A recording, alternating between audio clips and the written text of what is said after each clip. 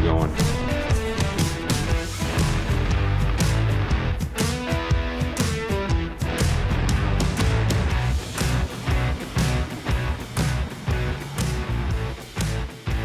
All right, good morning.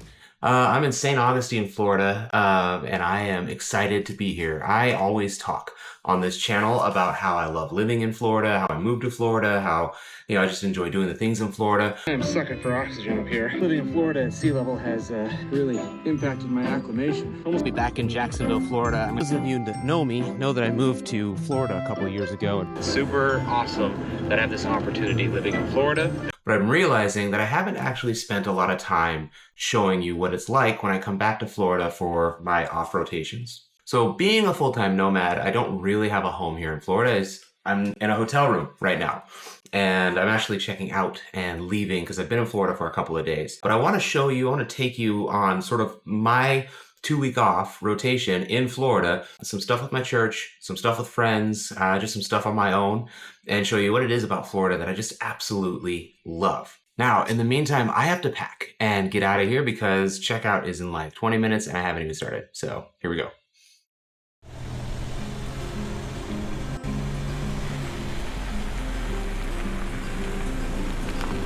This is my first time ever using this new paddleboard.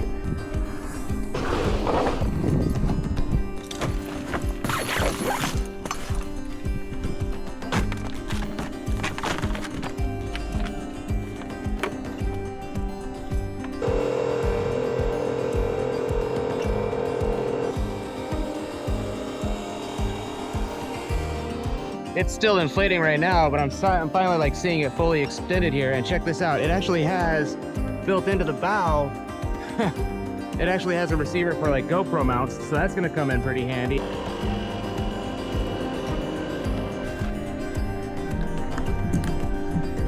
Well, as far as I can tell, it's holding air. It's a good sign.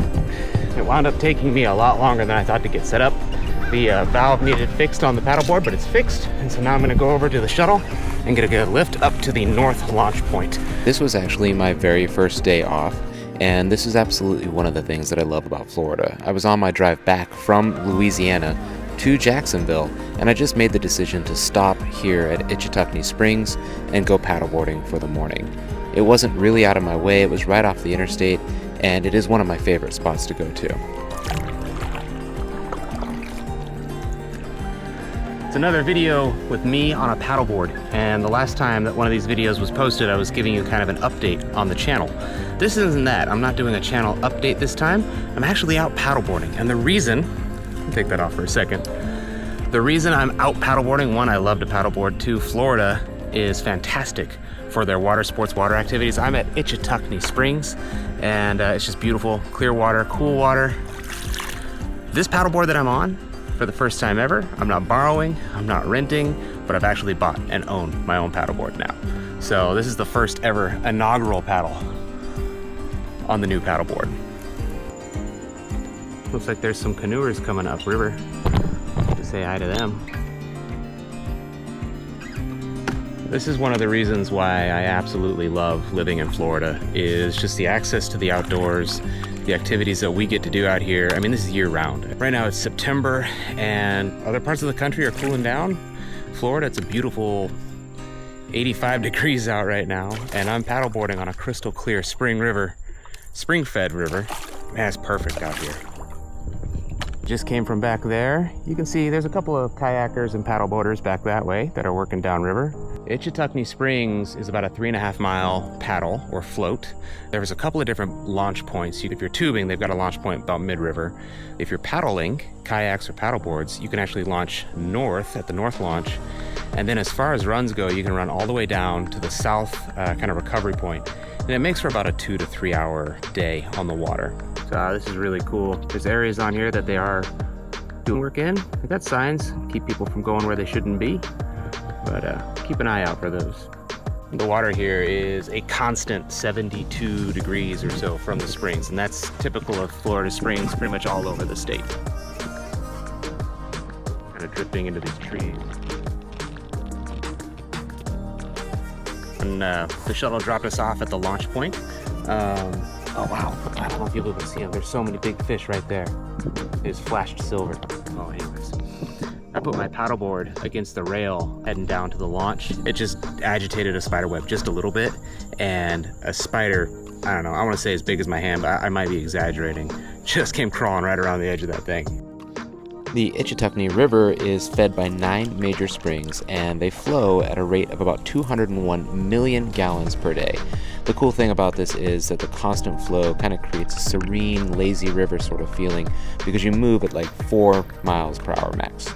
So about 3 months ago, I was at Rainbow River, and I filmed all day long at Rainbow River. Now the vibe at Ichetucknee right now and what it was like at Rainbow River, totally different.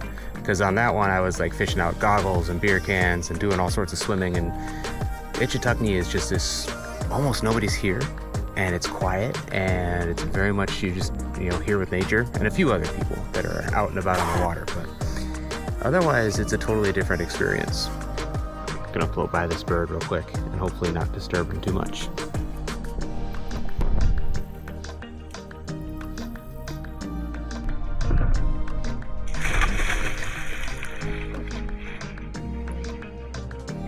Even though you can see a few people in the back of the scene here, for the most part today, the river was all my own. It was serene, and as the sky got clearer, the sun came out, things just kept getting better and better. Now this place can get busy, especially on the weekends or over summer break. A lot of people show up and they tube this lower portion, so be prepared. All right, this is the end of the Ichetucknee Springs paddleboarding adventure. So day one of just kind of recreating back in Florida. I'm here for another 2 weeks, and I got a lot going on. At the bottom of the river, the tram will take you back to the top. I have to deflate my paddleboard to be able to ride with that. So let's go ahead and go back to St. Augustine. All right, it's time to go. Oh, I just realized I would have given you guys all my phone number if I had kept that in. We don't need that.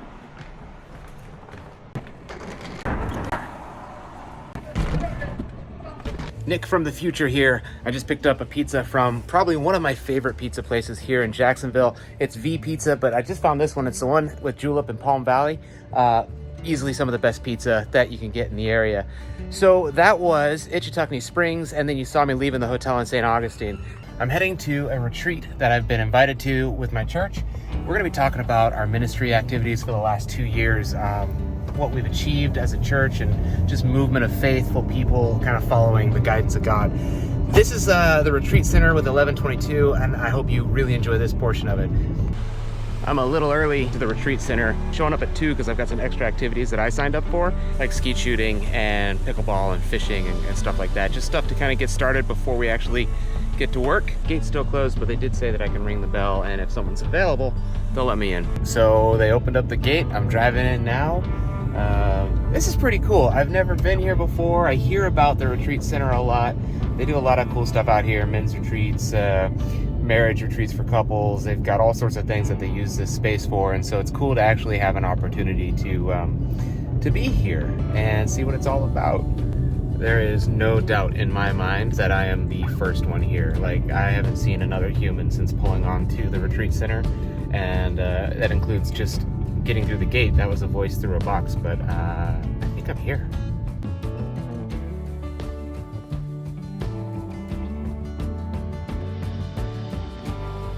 I'm checked in at the retreat center. I'm here early. Apparently it got mixed up that I wanted to go clay shooting, so I'm not on the list, but I have to show up there in like 15 minutes, see if there's any no-shows that aren't gonna make it, and then I can like weasel my way onto the trip, I guess. But I figured I'd give you a quick tour of the cabin that I'm in for the retreat while I'm up here. It's gonna be a pretty cozy place to be. So here we've got the bedroom. Nice sized bed here, cozy. Looks like I got a little bit of a amenity kit here. I even get my own fancy badge. I like that. Workstation. Yeah. Oh, this is perfect. They've got me set up for morning coffee, so that's gonna work out great. And then in here, look at that. Perfectly set up bathroom. This is beautiful. Look at this shower. Tiled in. This is a cool spot. I'm really excited about this. I'm gonna get my stuff out, and then, like I said, I got about 10 minutes before I need to be at the main entrance, or the main cabin, to see if I can go shooting today.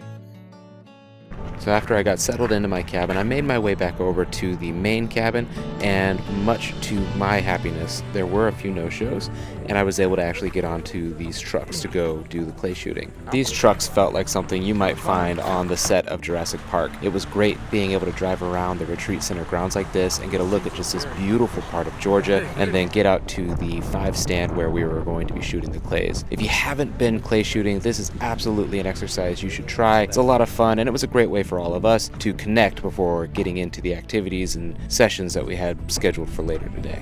Safety, safety, safety. That's our #1 rule out here. Clay shooting obviously traces its history back to early practices for bird hunters, but it has grown into a super popular competitive sport. Clay shooting requires a lot of attention and accuracy. It is just a really engaging way to get out and practice with firearms. Again, if you haven't done it, you should absolutely try it. As the afternoon went on, we continued to take turns shooting down targets and calling for more clays. What was really happening here wasn't just sport shooting, but we were connecting. This sort of fellowship was going to prepare us for the workshops that were coming ahead this evening. That's like a bench. We're just getting ready to have dinner. A little bit of a welcome reception, some oysters, and we got a fire going. Pastor Britt gave us a little bit of a history lesson on the origin of the camp, and then Pastor Joby a little bit more humor, and next thing you know, we were dismissed to dinner. Dinner was amazing, and what followed after dinner was even better. We had workshops, we talked about our path with the church, we worshiped together as a group, and from all of that, we were prepared for the next day, which was a deeper dive into the 10-10 life, which was an 1122 initiative we've been on for the last 2 years. I've never been to church camp. I didn't grow up in the church, so I really had no frame of reference for what to expect, but I didn't expect fireworks. After the fireworks display wrapped up, we did a little bit of night fishing, and then we made our way back to the fireplace over by the main camp. And that is how the evening went. We just gathered, fellowshiped, had a fire, roasted some s'mores, and then we went to bed to prepare for all the work the next morning. Well, good morning. It is the first morning with the retreat out here.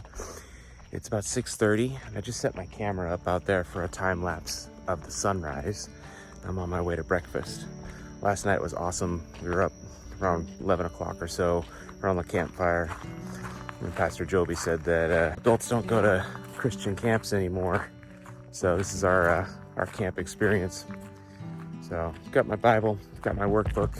We head to breakfast, and then we've got a whole day ahead of us of worship and ministry and just growth and development. It's going to be awesome. See, it's still kind of dark around. Trails are all lit really nicely. Not too much movement around here. And that's my cabin right there. And that's pretty much how the rest of the day went. We had breakfast and then were released to do some devotional work, and that just gave us a chance to see even more of these beautiful grounds and appreciate everything that we were doing together here. And really, that was the most beautiful part of it. All right, Nick from the future again. That was the retreat center, and it was such an awesome experience to be able to kind of sit back and just be updated on the status of our church. The rest of my time in Florida looked a lot like this. I spent a lot of time playing pickleball, and then one thing that was really amazing was Saturated happened.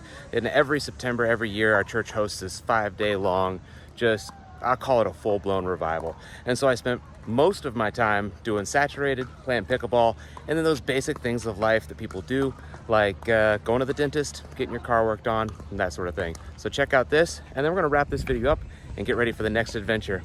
This is Nick Goes Far. I'm Nick, and I'm glad you're here. Saturated took place over 5 days with 5 different pastors delivering messages. We witnessed hundreds of baptisms. It was a chance to spend time with old friends and make new friends, and there was just so much worship. This is what my life in Florida looks like, and this is why so often I say that I love living here. Florida has been a blessing in my life, and I hope to be able to share way more of it with you going forward.